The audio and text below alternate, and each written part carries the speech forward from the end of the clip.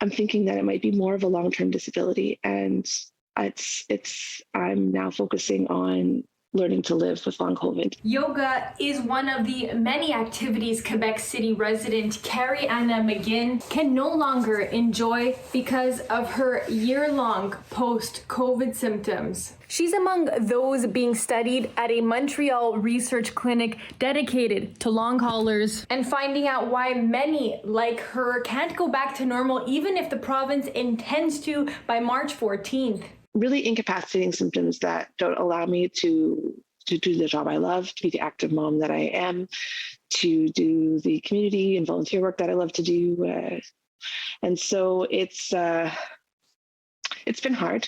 Carrie caught COVID in December 2020, and when she was out of quarantine in January, continued to have a slew of symptoms like overwhelming fatigue and brain fog, unable to muster the energy to play with her 4-year-old daughter at the park. I was hiking mountains like just a few weeks ago, so I knew something was wrong. Long COVID isn't the same disease for everyone. Not everyone presents with the exact same symptoms.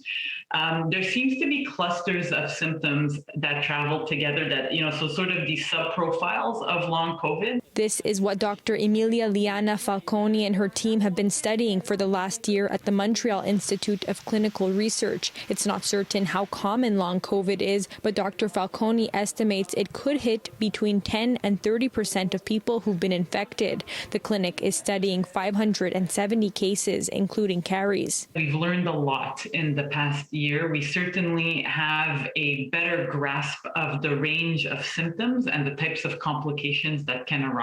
In the context of our research study, we do a lot of clinical tests. There's a very long waiting list, and there's a lot of need because there's so many cases. People like me who were in the prime of their lives, were active workers, active parents, now are at home managing completely incapacitating symptoms and with a strong possibility they may never get better. Dr. Falcone says treatment options are on the way for those dealing with long COVID. Until then, Carrie calls on the government for more support for her and the tens of thousands like her. We need more adapted, high-quality clinical care and not just rehabilitation, but also